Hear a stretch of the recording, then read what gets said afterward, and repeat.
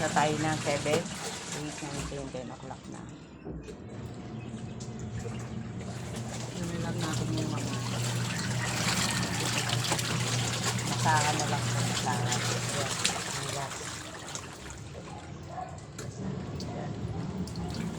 Babad muna tayo ng mga puti.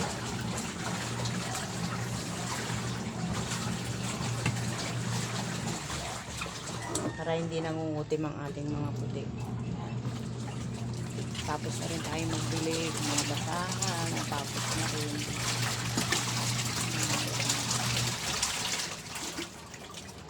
Kailangan ka-organize lahat ng pagkasampay para madaling matuyo.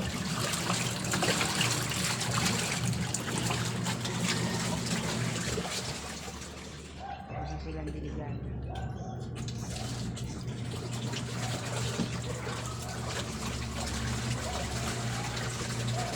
Nandun na sa loob yung mga sinampay natin.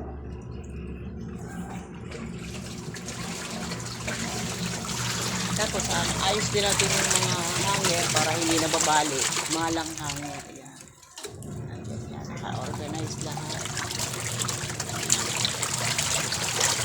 Hindi nakaayos, hindi din masira.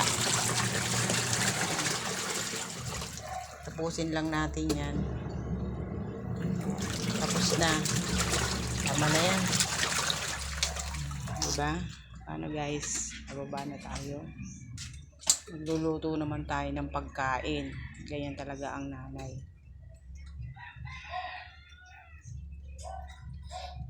Tapos ko na lahat yan. Nadiligan. Medyo madilim dito na. Kasi yung mga sampayan. Mga pantrabaho, pambahay sa araw-araw.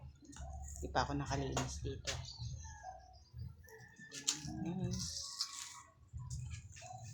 Dito nalilisan ko na.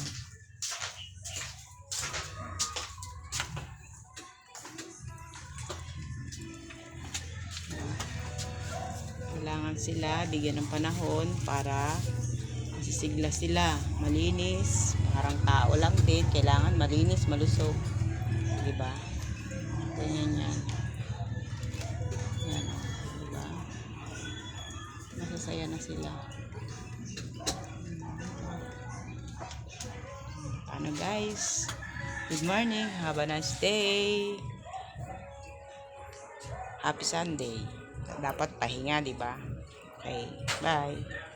Magluluto naman tayo sa baba.